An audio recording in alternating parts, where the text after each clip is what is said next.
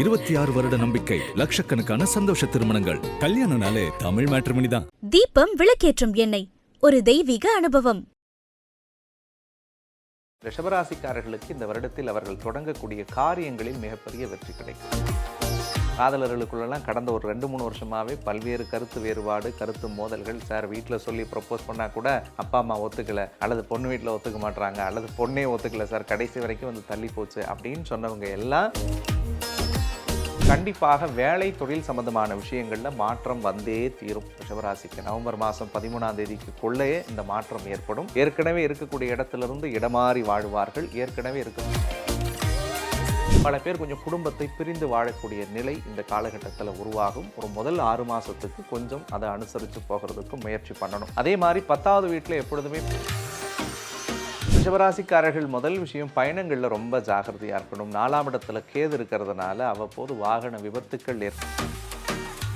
ரிஷபராசிக்காரர்களை பொறுத்த வரைக்கும் இந்த காலகட்டங்களில் தொழில் முறையில் பெருசாக இன்வெஸ்ட் பண்ண வேணாம். பெரிய பிஸ்னஸ் பண்ணுறேன் சார், பெருசாக நான் வந்து பணத்தை போட்டு 1 நாளாக மாற்றிடுறேன் அப்படின்றதெல்லாம் நவம்பர் வரைக்கும். நிறைய பேர்த்து வெளிநாட்டுக்கு போய் படிக்கணும், வெளியூர் போய் படிக்கணும்னு நினைக்கிறவங்களுடைய கனவுகள் எல்லாம் அவர்களுக்கு பிடித்த மாதிரியான. ரிஷபராசிக்கார பெண்கள் வந்து இந்த குரு பயிற்சியில் ஒரே ஒரு ரெசல்யூஷன் தான் எடுப்பாங்க. ஊருக்கு வாழ்ந்தது போதும், வீட்டுக்கு வாழ்ந்தது போதும், இனிமேல் நமக்காக நம்ம வாழ்க்கையை வாழணும் அப்படின்ற எண்ணம் உங்கள் மனசில் கண்டிப்பாக இந்த வருஷத்தில் இருக்கும். ஏன்னா பெண் தெய்வ வழிபாடு ரிஷபராசிக்கு எப்பொழுதுமே மிகச்சிறந்த பலன்களை தரக்கூடிய அடிப்படையில் இருக்கும். அந்த வழியில் செவ்வாய்க்கிழமை அல்லது வெள்ளிக்கிழமை அன்னைக்கு அம்பாளுடைய திருக்கோவில். குரு பெயர்ச்சி ரிஷபராசிக்காரர்களுக்கு எவ்வாறான பலாபலன்களை கொடுக்க இருக்கு? ரிஷபராசிக்காரர்களை பொறுத்த வரைக்கும் இதுவரைக்கும் ராசிக்கு 2ல் இருந்த குரு பகவான் தன்னுடைய அடுத்த வீடான 3வது வீட்டில் உச்சம் அடைகிறார். பொதுவாக 3வது வீடு குரு பகவானுக்கு மறைவிட ஸ்தானம் அப்படின்னு நம்ம எல்லாரும் சொல்ல கேள்விப்பட்டிருப்போம்.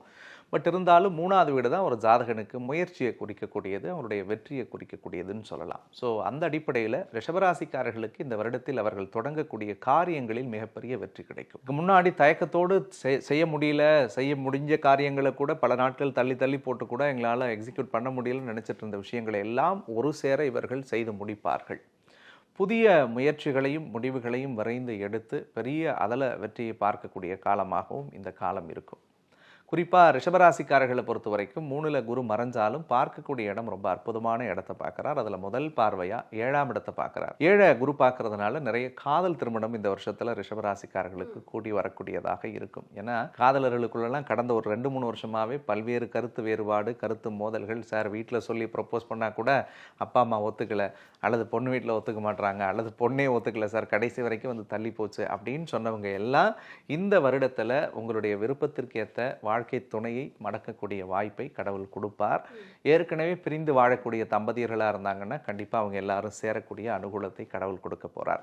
9ஆம் இடத்தை ரிஷபராசிக்கு குரு இப்போ பார்க்கறதுனால ஒரு திடீர் யோகம், திடீர் அதிர்ஷ்டம், திடீர் பணவரவு, ஒரு திடீர் வளர்ச்சி இவங்களுக்கு கண்டிப்பாக உண்டு.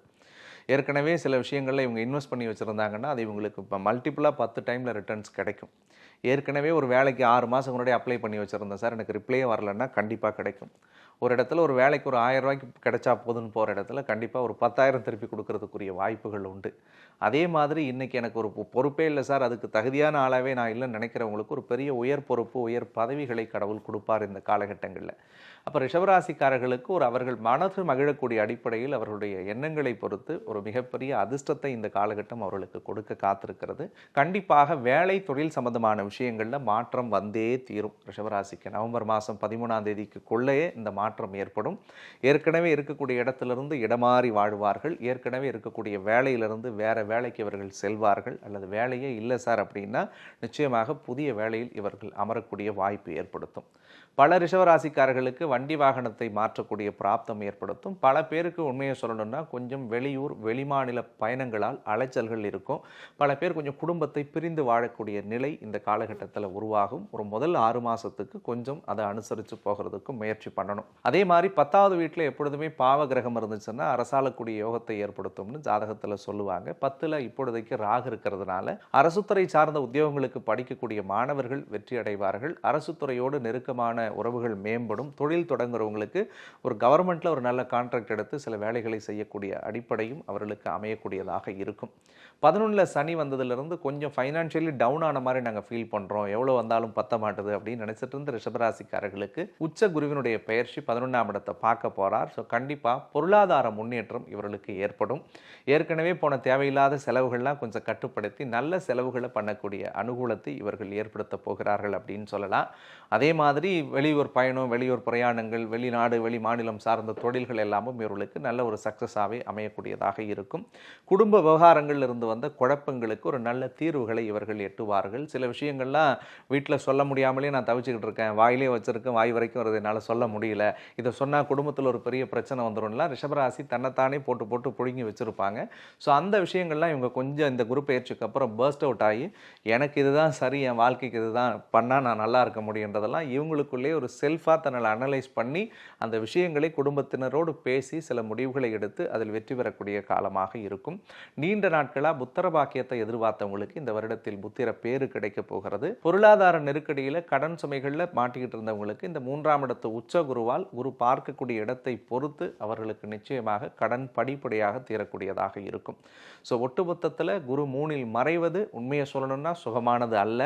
இருந்தும் குரு பார்க்கக்கூடிய இடங்களும் அந்த குரு உச்சமடைந்து வர்றதுனாலையும் ரிஷபராசிக்காரர்களுக்கு பல்வேறு மாற்றங்களை திருப்பங்களை இந்த குரு பெயர்ச்சி கண்டிப்பாக செய்யும். ரிஷபராசிக்காரர்களை பொறுத்த வரைக்கும் இவங்க என்னென்ன விஷயத்துல எல்லாம் கொஞ்சம் கவனமா இருக்கணும்? ரிஷபராசிக்காரர்கள் முதல் விஷயம் பயணங்களில் ரொம்ப ஜாகிரதையாக இருக்கணும். 4ஆம் இடத்துல கேது இருக்கிறதுனால அவ்வப்போது வாகன விபத்துக்கள் ஏற்படலாம் அல்லது வாகன பழுதுகள் ஏற்படக்கூடிய வாய்ப்பு இருக்குது.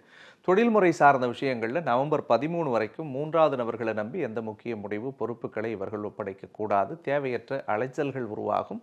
தேவையில்லாத பிஸ்னஸில் இன்வெஸ்ட் பண்ணால் கூட இந்த காலகட்டங்களில் கொஞ்சம் லாக் ஆன மாதிரி ஃபீல் பண்ணுவாங்க. அதில் கொஞ்சம் ஜாகிரதையாக பார்த்துக்கணும்.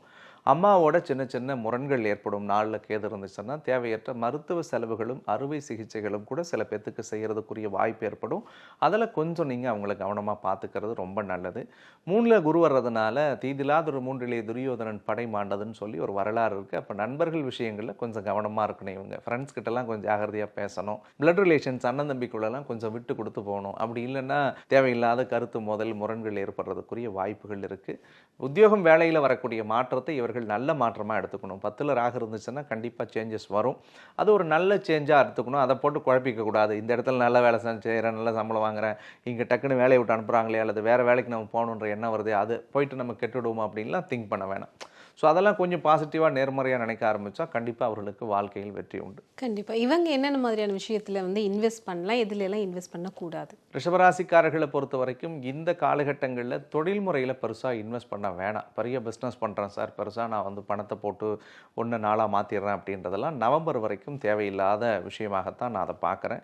இந்த காலகட்டங்களில் ஒரு சிறு சேமிப்பை இவங்க ஏதாவது பண்ணலாம். வேறு ஏதாவது ஒரு சீட்டில் பணம் போடுறதோ ஒரு நல்ல விஷயமா, ஒரு குண்டுமணி தங்கம் எடுத்து வச்சுக்கிறதோ, இந்த மாதிரியான விஷயங்களில் இவங்க இன்வெஸ்ட் பண்ணும்போது கண்டிப்பாக இந்த காலகட்டத்துக்கு அது ஒரு நல்ல சேவிங்ஸாக இருக்கும். ஒரு ஆத்தென்டிகேஷனான இடத்துல தன்னோட பணத்தை சம்பாதிக்கிற செலவுகளை சேர்த்து வைக்கிறது இந்த காலத்துக்கு இவங்களுக்கு ரொம்ப நல்லது. ரிஷபராசியை பொறுத்த வரைக்கும் பெரிய முதலீடுகளை இந்த காலகட்டங்களில் நான் செய்யாதீங்க அப்படின்றது மட்டும்தான் உண்மை. ஒரே ஒரு இன்வெஸ்ட்மெண்ட் சேவிங்ஸாக மட்டும் இருக்கட்டும்ன்றது என்னுடைய ஒரு அன்பு வேண்டுகோள். இதாக ஒரு நல்ல பேங்க்கில் ஒரு எஃப்டியோ அல்லது ஆர்டியோ போட்டு அதில் இவங்க பணத்தை சேர்த்து வச்சுக்கிட்டு அக்டோபருக்கு பிறகு இவர்கள் தொழில்முறை சார்ந்த விஷயங்களில் தாராளமாக இன்வெஸ்ட் பண்ணலாம்.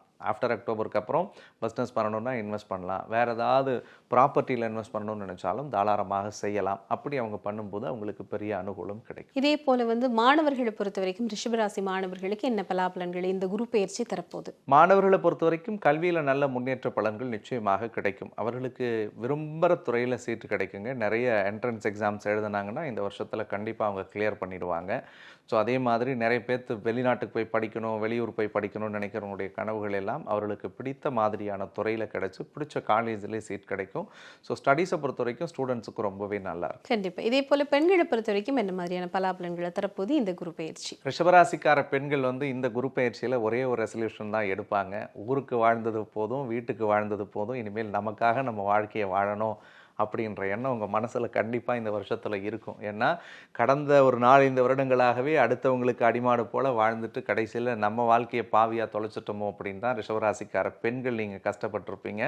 பட் இந்த வருஷத்தில் கவலைப்படாதீங்க, உங்களுடைய மனம் விரும்பிய விஷயங்கள் எல்லாம் உங்களுக்கு நடக்க போகிறது. குறிப்பாக நீங்கள் எதெல்லாம் ரெசல்யூஷன் அப்படின்னு நினச்சி எடுக்கிறீங்களோ அந்த விஷயங்கள் எல்லாம் மிகப்பெரிய வெற்றி கிடைக்கக்கூடியதாக இருக்கும். பெண்களுக்கு எதிர்பாராத உதவிகள் இந்த வருஷத்தில் கிடைக்கும். 3ல் குரு உச்சமடைகிறதுனால நண்பர்கள் வழியில் ஆதாயம் கிடைக்கும். உடன் பிறந்தவர்களால் ஆதாயம் கிடைக்கக்கூடிய அனுகூலத்தை ஏற்படுத்தும். ஸோ புதிதாக அறிமுகமாகக்கூடிய நபர்களால் வாழ்க்கையில் ஒரு பெரிய மாற்றம், திருப்பம், வளர்ச்சிகளை ஏற்படுத்தும். இது மட்டுமே ரொம்ப நல்லா இருக்கு. ஸோ பெண்கள்லாம் இந்த வருஷத்தில் அவங்களுக்கான வாழ்க்கையை அவங்க தொடங்குறதே ஒரு பெரிய வெற்றின்னு தான் நான் நினைக்கிறேன். இவங்களை பொறுத்த வரைக்கும் இவங்க செய்யக்கூடிய வழிபாட்டு முறைகள், வணங்க வேண்டிய தெய்வம் அப்படின்னா என்ன? பெண் தெய்வ வழிபாடு ரிஷபராசிக்கு எப்பொழுதுமே மிகச்சிறந்த பலன்களை தரக்கூடிய அடிப்படையில் இருக்கும். அந்த வழியில் செவ்வாய்க்கிழமை அல்லது வெள்ளிக்கிழமை அன்னைக்கு அம்பாளுடைய திருக்கோவில் எதாக இருந்துச்சுன்னா அந்த அம்பாள் கோயிலுக்கு போயிட்டு 2 அகல் தீபத்தை நீங்கள் ஆத்மார்த்தமாக மனமுருக பிரார்த்தனை பண்ணி ஏற்றி அந்த அம்மனை வழிபட்டுட்டு வாங்க. இந்த குரு பெயர்ச்சியில் உங்களுக்கு வரக்கூடிய எல்லா இடர்களும் களையும். இந்த குரு பெயர்ச்சியை அந்த அம்மன் உங்கள் மனசுக்கு பிடிச்ச மாதிரியான பயிற்சியாக கண்டிப்பாக மாற்றி கொடுப்பாங்க. ரிஷபராசிக்காரர்களை பொறுத்த வரைக்கும் இந்த குரு பெயர்ச்சி அவங்களுக்கு என்ன மாதிரியான பலாபலன்களை கொடுக்க போகுது? எத்தனை %? ரிஷபராசிக்காரர்களை பொறுத்த வரைக்கும் 90% மதிப்பெண்களை நம்ம கொடுக்கலாம். அந்த 10% அவர்களுக்கு 4ல் இருக்கக்கூடிய கேதுவாலும் 3ல் மறையக்கூடிய குருவாலையும் தான் குறையதே தவிர மற்ற விஷயங்கள் அத்தனையும் அவர்களுக்கு மிகச்சிறந்ததாகத்தான் இருக்குன்னே சொல்லணும். இந்த குரு பெயர்ச்சியானது ரிஷபராசிக்காரர்களுக்கு எல்லா விஷயங்களும் கிடைக்கும்படியாக அமைய வேண்டும் அப்படின்பது ஐபிசி பக்தியோட பிரார்த்தனை. இந்த நேர்காணலுக்கும் இந்த காணொளிக்கும் ரொம்பவே நன்றி. நன்றி.